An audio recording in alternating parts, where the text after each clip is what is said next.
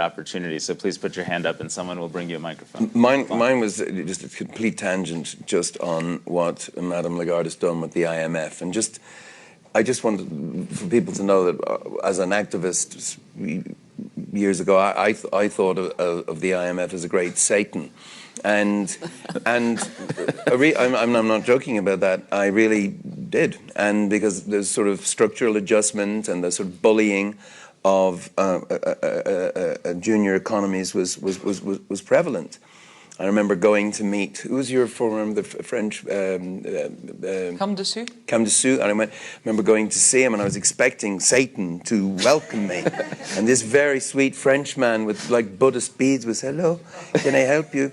And I said, well, not me, but there's lots to do. And you really, I just want to say, we in the development community, we really value your tough-mindedness and all of that. It's really good, and as I said, we'll still be on your case, but just sure, wanted to say that. Questions from the audience.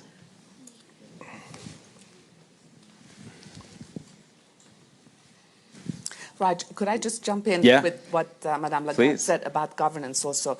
I think one of the very important roles in terms of governance also for the IMF, which you're doing already in terms of what the technical assistance you're doing, but for the bank and IFC also, is make the capital markets, help drive the capital markets to become more efficient. The costs of doing transactions in the countries are very high. A lot of the infrastructure for the capital markets is still deficient. In fact, President Kagame has done a great job in Rwanda for investors, but you really need that to spread because we need the roads, but we should think of the capital markets, the roads also there to be built. And it's a very important role where much more important than a single dollar. Nobody else can do that except the governments with the aid of the IMF and the World Bank and IFC, because you're seeing a lot of the best cases and the worst cases. The cost of transacting in Zimbabwe for one stock is 4%. So how much return do you need to make to just cover that cost before you make any other return? Yeah, and Zimbabwe is also an example of other issues yes, related to governance. But we have two questions from behind you, and I will ask now we have lots of questions. Okay, let's take one there, and then we'll come here to the woman in the front row. Hi, good morning to all. I'm Armstrong. I'm from India. I work as a civil servant in my country. I come from a state which in the last 10 years back, we had the highest rate of HIV prevalence in India. So I come from the States. Now, my little suggestion is, in a resource deficit state like where I come from and in a developing nation like India, we're getting lots of funding from the ADBs and the World Bank and other financial institutions. Now, if the world institutions are so caring, like we all discuss about eliminating HIV spread, malaria and others, so what about sanctioning a certain % of the developmental fund? Suppose if you're giving 100 rupees, you make it a mandatory point to spend at least 1-2 rupees on stopping the HIV and others. So if the financial institution in the world can segregate, make it mandatory to segregate at least 1 or 2% of the developmental fund that comes along and make it mandatory for the receiving state to make it a part of the health campaign, I think it's going to be very effective. Okay. Christine, can you take that? Should multilateral development banks and others demand more of an allocation towards these types of human capital investments, including health? I'm not really well positioned to do that because we're not a development bank. And actually, you might take that question because you were development bank. I don't know how it works. It's sort of, I think, earmarking. It may not be from an economist's point of view. Dr. Tyson might be able to comment on that better. As an economist, I'd say it's probably not the most efficient way to allocate because, again, you do need capital to move in the right areas, but again, some of the assets that are going are naturally moving into the areas you were talking. But I'm not a big proponent of earmarking personally. Okay, Marianne. Thank you, Marianne Hancock with Y Analytics. I know that several folks can comment on this. Ashana, you mentioned the institutional investors and the chief investment officer skepticism, what do you think will change their minds? I think information and data will be extremely important. Raj and I have talked about this for years and years, and I think that information, once it becomes sort of very clear and transparent and easily accessible to people, will be the best way to change people's mind. They'll decide for themselves. I look to my forum colleagues. Do we have time for a few more questions? We do. Okay, good. Let me come back here just to make sure we're getting anyone. Laura. Hi, I just want to ask a question of, based on your operations already, we've heard a lot about the importance of efficiency and of good governance. So you're already making investment decisions. What are the most important, widely agreed upon measures of impact in areas like governance? I mean, so there's a lot of work going on in impact, and the RISE Fund has done some, and Y Analytics is going to do some, and the IFC is doing some. The IMF is doing some, among others. I'm just wondering, what do we know right now in terms of the particular ones that have been called out here, which is our how do you judge efficiency, corruption when you make these decisions? Well, it's interesting because when Christine was speaking, I was resonating completely with the need for this combination partnership of governance and real focus on governance, because for us as investors, by the way, I should just comment that the RISE Fund is surrounded by $15 trillion of capital from the biggest pension funds, sovereign funds in the world who have never done impact investing before. So part of our mandate was, let's bring them into the fold. One sort of derivative answer to Mary Ann's question, let's show them the collinearity between returns and impact, and the fact that you can, in fact, without having your eyes roll back in your head, you can actually make this a dual priority, a credible dual priority, and we're well along the journey of convincing of that, given the demand from institutional capital for this kind of offering. But interestingly, not everywhere in the world is investable for us. Our challenge in part is we have to deliver top quartile returns to these same fiduciaries who are insisting that's a necessary minimum. And it's really hard to do that if you don't have an environment like Rwanda, where you can rely on rule of law and transparency and the court system to protect you against the challenges of ill governance. And I think it's a necessary, but insufficient, but absolutely necessary enabler at a fundamental level. I mean, Mo Ibrahim is part of as part of the Founders Board of the RISE Fund, is one of our partners, and he puts a lot of his effort into creating a transparent lens on governance on the continent. And this is one of the top priorities to allow us to realize the partnership potential that we've all been talking about here between civil society and the private sector and philanthropy. Absent basic governance, it's it's an impossible journey, and certainly not one that we could be part of as fiduciary investors. So it's the right challenge. Christine. If I can follow up on Laura's question, we don't really know how to measure the output in terms of good governance. So it's often in many countries anecdotal feedback, business community responses, and da-da-da-da. What we know is that there are particular points where the framework, the legal system, the mechanism by which procurement are allocated, for instance, will inevitably almost be conducive to poor governance. So at least we can identify those hot points where we can say, you need to change that, because that's open door to help yourself. Let me make one other just hopeful comment. Is we funded a company in the RISE Fund called Cellulant, which is a company in 12 different countries in Africa.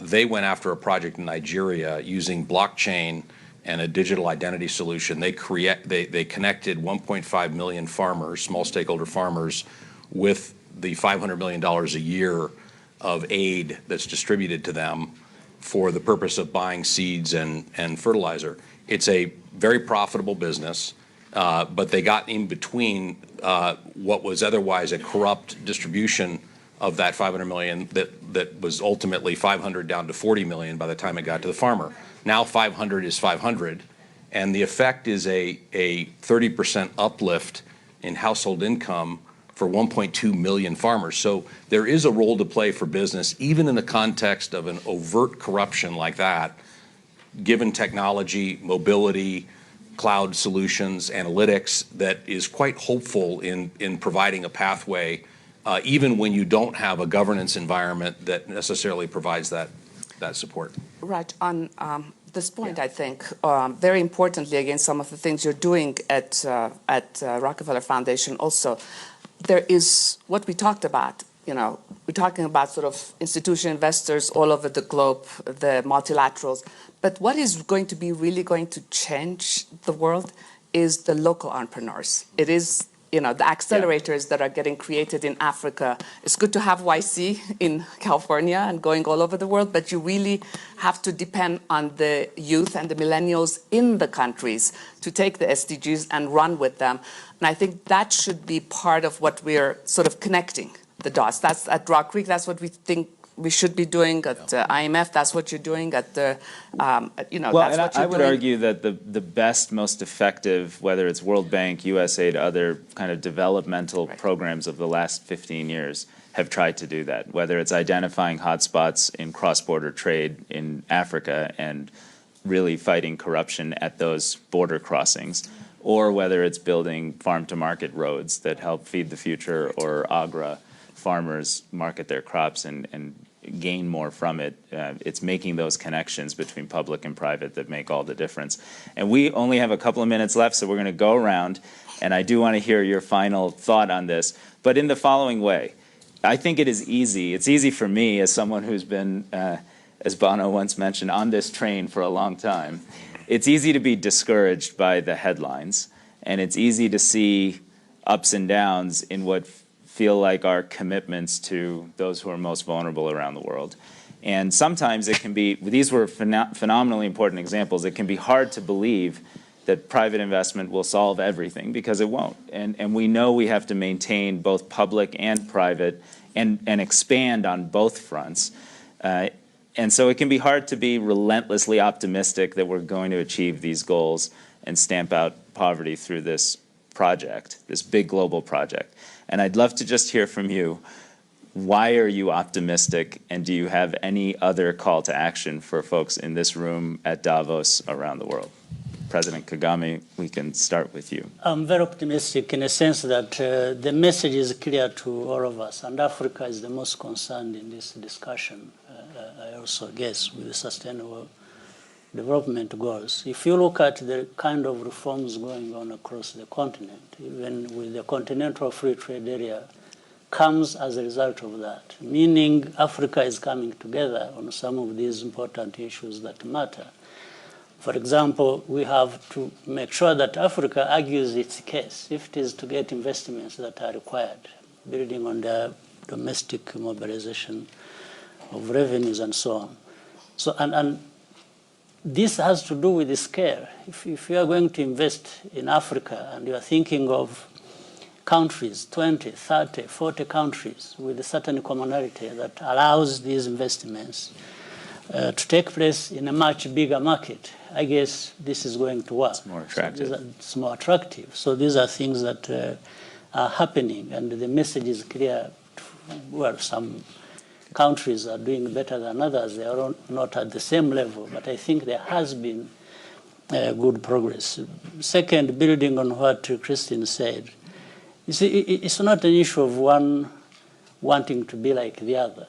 It won't happen. It doesn't work. In fact, in the past, the problem has been that there have been people across the world who have been instructing others to be like them, and it hasn't worked. So we've learned lessons.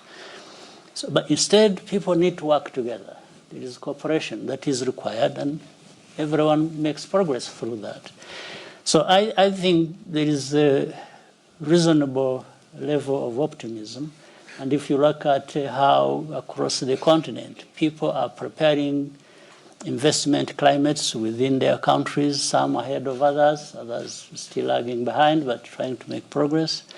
And the level of governance, progress again in those countries, I think it is cause for optimism, and we can only keep trying our best and again working together and Working making together. sure that, yes. Excellent. Thank you. Christine. I echo that 100%. Joining hands, because it will take all of us. And I would add, in youth, I trust, because when we do fiscal hackathon in African countries, when we do special contests, when we do conferences with young people, it's just unbelievable the level of generosity, absolute faith and trust in diversity, and that matters a lot, and innovation and ability to actually transform their dreams into reality. But we have to join hands to support them. Oksana? I echo everything that was said, but also I think, as Madame Lagarde said, the local entrepreneurs really, really key to the success together with the policymakers and everyone else. But we also are seeing some of that. If you look at Africa payment systems, they're leapfrogging. They're ahead of us here in the US. So let's see what other areas they can jump ahead. I've seen firsthand the power of those entrepreneurs to actually make meaningful, real change. And I'm optimistic that as a community of government, business, and philanthropy, we can actually construct a measurement system that will allow us to discern the good, the bad, and the gooder options available to us, and actually direct capital in a way that can efficiently solve these extraordinary issues: climate change, education, financial services inclusion that we're facing as a society. And I'm, having seen it happen, granted at a smaller scale, it gives me great hope. Thank you. Bono? I'll run with Christine. And just listening to my own children, and I've just a sense that there's a generation coming, and they're on the train. I think we either get on with them or we're under the train. And I think they're full of firepower. They are not held hostage to ideology. I think they're looking for problem solvers from their politicians. And I think they look to leaders, business leaders or political leaders or singers in rock bands, and they have a question on their mind. Are you a firefighter or are you an arsonist? And I think we have to ask ourselves hard questions about which of them we're on. I know which I want to be, but I might need a change of uniform or something. Firefighters or arsonists is an excellent note on which to end this conversation. I will say I retain optimism because of this type of discussion. At the end of the day, I've just seen the power of leadership make a huge difference, whether it's an unpaid woman running a health clinic in rural Senegal who doesn't get paid, is tracking vaccine vials to make sure they're still good, is keeping logs to make sure every child in the neighborhood, in the village, is getting vaccinated, and is doing that because of her extraordinary commitment to her community. She is as much a firefighter and a leader as the big G8 summits that you've had such an extraordinary influence on, where we say we set a goal of 0.7, achieving it is $230 billion. Most of that should go to the most vulnerable countries and communities amongst us, and it's not happening, so we're going to keep fighting for that. And as much as we see leadership in the private sector on this panel, but also in this room and in this community, where we say, yeah, this is hard. Yes, institutional investors have to, be convinced, but there are great examples, and we're making real progress, and our journey continues. So thank you very much for your commitment as leaders and the example you have set, and for making us all be optimistic about the fact that we can, in fact, achieve these great goals and objectives. And thank you for your humility, considering where you've come from, and your ability to break things down to people and places and keep us from the abstract. We really appreciate you running this panel. Sure. Thank you, sir. Thank you, sir.